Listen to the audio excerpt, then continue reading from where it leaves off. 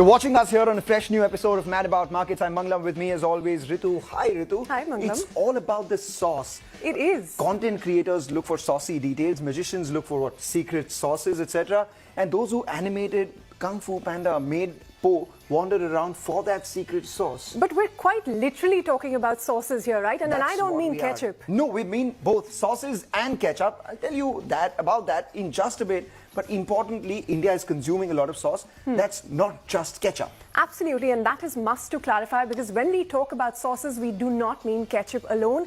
Yes, ketchup is a sauce, but not all sauces are ketchup, because ketchup is primarily made with tomatoes and everything else is sauces. And that's what we discussed today on Mad About Markets. And let's go on with the number crunch. As a always. Crunch that you dip into the sauce. How big is the overall market? Let's crunch those numbers for you. In India, the sauces, dressings and condiments market is as big as 21,700 crores as of 2021 and likely to grow almost to 30,000 crores, 29,060 crores by 2026.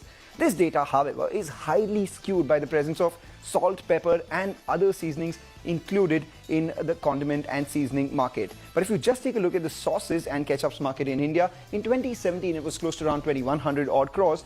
Now it's as big as $500 million.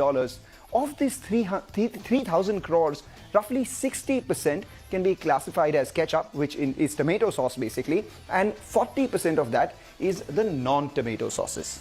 Well, you know what happened in the pandemic is, again, we saw consumer preferences and behavior changing. So pre-pandemic, the contribution of non-tomato sauces was just 30%, but it has grown faster during the pandemic, now to command almost 40% of the market share. Now, during the pandemic years, newer brands like your Dr. Oetker's Fun Foods, your Veeba, Naagin, Wingreen's, you'd have heard of them, they grew by almost 50 to 100%, and some on a lower base even saw a tripling of their sales. Now, not only did the new players grow during the pandemic, the quest for home cooking also interested biggies when you had your Unilever and Nestle and Jubilant Foods also expanding their range of offerings in the sauces and condiments business, or even venture into newer sauces and condiment categories. Right, so that brings us to putting some questions to the guests that we have today. We have with us Viraj, the founder and managing director of Veeba with us. And joining us shortly is Mikhel Rajani, the co-founder of Naagin Sauce as well. Viraj, thank you for joining in. First up, we're trying to size the overall sauces market in India, X of salt and pepper. What is your sense? Most importantly, a big thank you for someone giving sauces the importance it deserves. I keep saying this, sauce is the biggest unsung hero of the Indian food industry. It is, it is responsible for maximum taste and the lowest. So whenever you have a burger, the sauce changes the taste of the burger, but you only talk about the patty or the bun, but nobody talks about the sauce. So thank you to you for doing this segment on sauces. So if to answer your questions, if I had to look at sauces as a category, rightly said, we'll divide it into two. One is ketchup, one is the non-ketchup part. Roughly, both are similar to each other in size, which is between 2,000 and 2,500 crores is the ketchup, and roughly around the same size. So if we put ketchup at 2,400 crores, the non-ketchup segment is about 2,000 odd crores in itself. So, ketchup is obviously dominated by the two big boys, and the other segment, we will also include, mayonnaise, sandwich spreads, salad dressing, and, Chinese sauces. So that is how I would, broadly divide the two segments.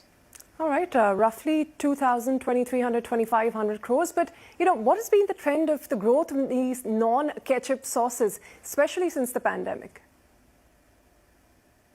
Yes, at least definitely in terms of value it is. Even in India, the non-ketchup market is growing far more rapidly than the ketchup market.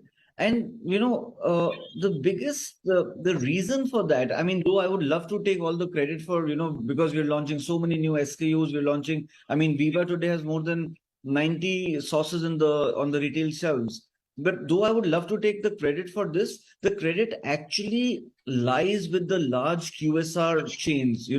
Imagine Burger King has launched so many burgers, McDonald's, Burger King, Domino's launches so many pizzas with different. So Domino's has a normal pizza. It also has a tandoori pizza with a tandoori sauce. Subway has so many sauces. So, and these guys have now opened so many restaurants collectively.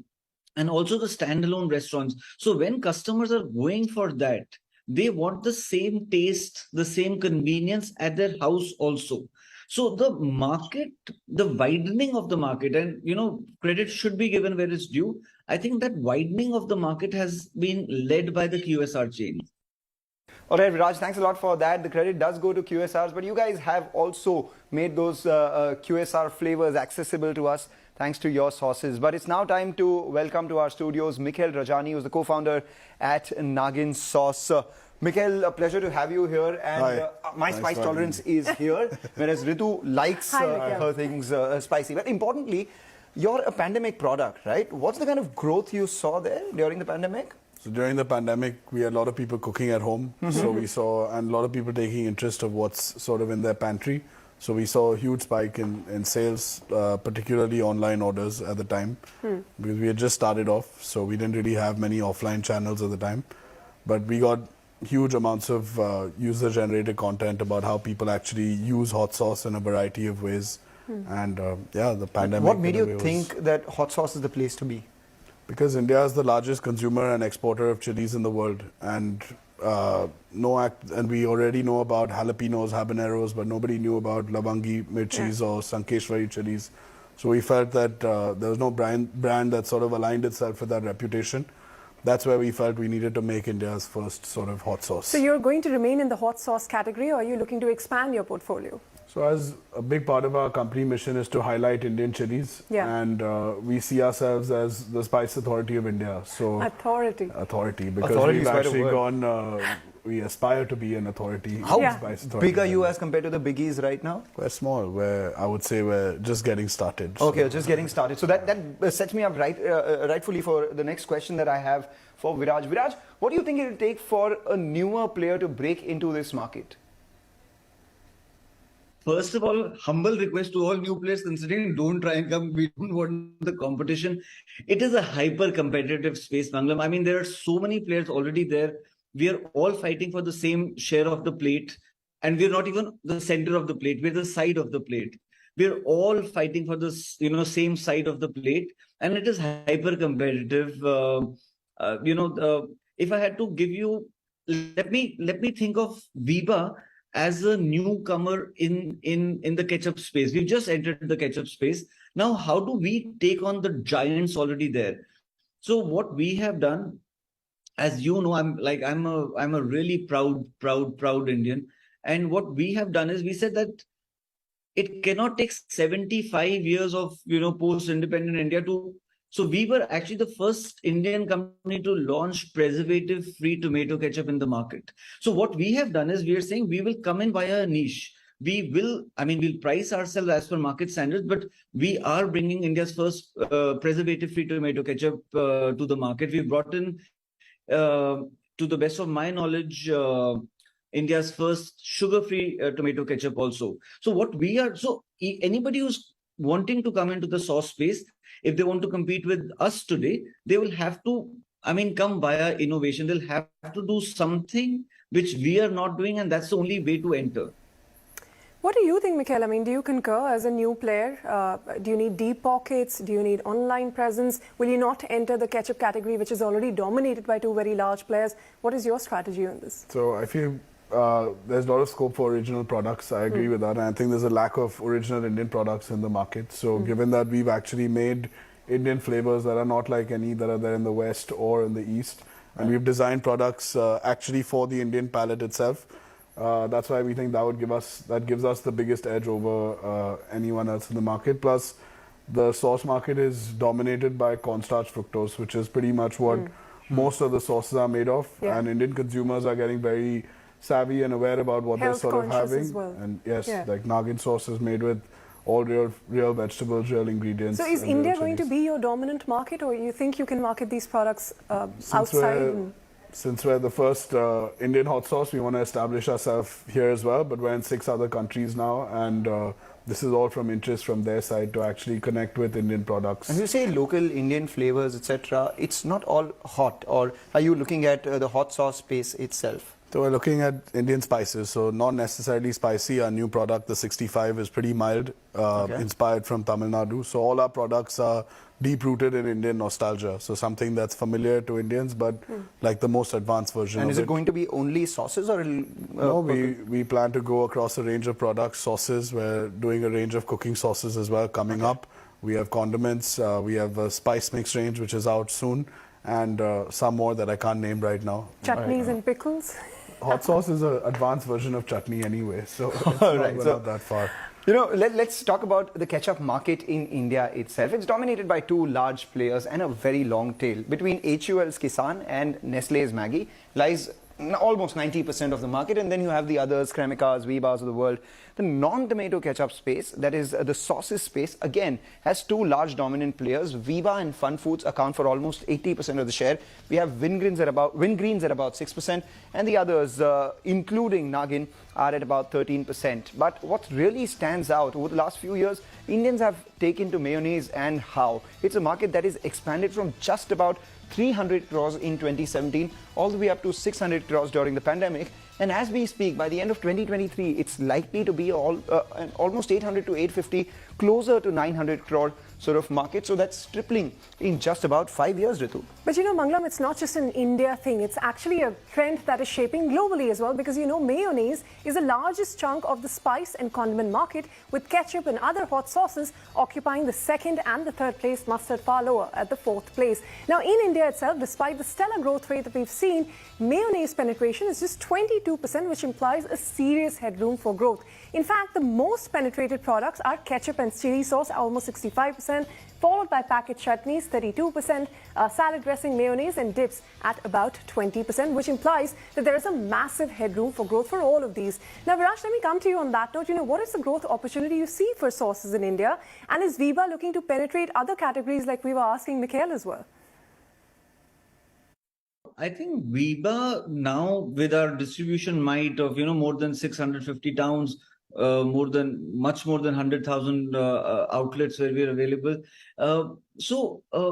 Today we are not going deeper because we don't have the product range. So tomorrow, hypothetically speaking, if we, let's say, launch a biscuit, our distribution is already reaching to, let's say, in your locality, if there are 10 shops, we are only giving the Southwest Chipotle to three out of those 10 because the other 7 can't carry it. It's not that our distribution doesn't reach there. So tomorrow, as we go a bit more mass market, so tomato ketchup is one step in that direction. Because now from 3 out of the 10 shops in your locality, we might be able to go to 6 out of the 10.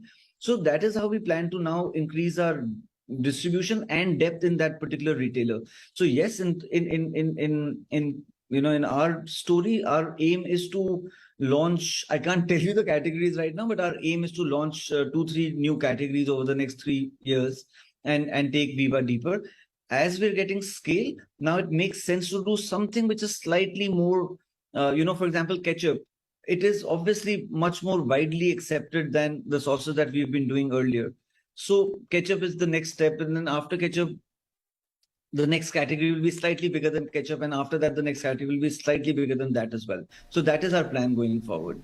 You guys are acting, quite elusive. Both Mikhel and Viraj are telling us that they're looking at newer categories which are bigger. Not telling us which ones. Maybe we'll have to wait for them to be at our shelves, etc., or maybe online, etc. But it has definitely whetted our appetite to know what you guys are doing. But at the same time, we have deep-pocketed competitors, Viraj. We saw the way Unilever has launched Hellman's Mayo. We have Maggi expanding the range of their sauces. Do you think these guys could topple the apple cart for you guys? Frankly, am I scared about Unilever and Nestle looking at this category? Obviously, I am. I'd be lying if I'm not. I mean, they are giants. They are someone I am totally impressed with. You grow up listening to stories of the might of Unilever, so obviously it worries me. But will they topple us? I don't think so. I think what will happen is they'll considerably, I mean, look at me. I'm talking about being in a couple of 100,000 stores as a big thing. I mean, Unilever would laugh at that, right? So when Unilever comes into this space, they will market it. They will, kind of increase the distribution. So I think it will be genuinely, and I'm not saying this to sound cool on CNBC, but it will be genuinely good for the market if some of these big boys come. And I hope that they spend some of that big boy money on these categories, because our marketing campaigns, though we're on TV, though we've done a lot of marketing, but they will never be able to match a Nestle or a Unilever. So I welcome them. I mean, Marico has recently come into this segment. Unilever, as you said, has come into this segment. If I did not know about Nestle, but even if Nestle is coming, I think it's great for the segment. And I think, I mean, I welcome them. And frankly, I'll probably will learn from them a bit, and as they say, see you at the movies. So see you in the retail market. It's going to be fun. Mikhel, I heard you saying you can topple some of the players in the market, huh? No, not that. I said we're not afraid of anyone coming, and we, as a smaller company, we're nimble. We can do much more things that larger corporations can't do. And still, what is the end game? How do you achieve scale and size as a newer player in the market when you're competing with these deep-pocketed, large, established players with their network, with their chains?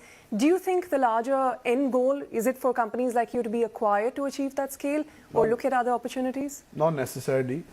I feel we get to take advantage of the internet and its exponential growth today that legacy companies can't do that because of their distribution network that already exists, and they can't discount below a certain price. But what they can do actually is look at your brand as a proof of concept, proof of success, and use their might. And use their distribution might to scale it. They could, but it's hard to create original good products. But it's easier to buy with their deep pockets. If we were selling. If you were selling. Okay, so you're not here to sell. We're not here to sell. We're here to build a big brand and to be India's largest and probably one of the world's largest hot sauce brands. Well, so more power to you. Sales channel, again, are you focused heavily on online, or do you think we'll see a good mix between physical and online presence? So we've stayed away from unorganized offline, but there's a huge growth in organized retail offline. So as modern trade grows, we're seeing massive growth in modern trade.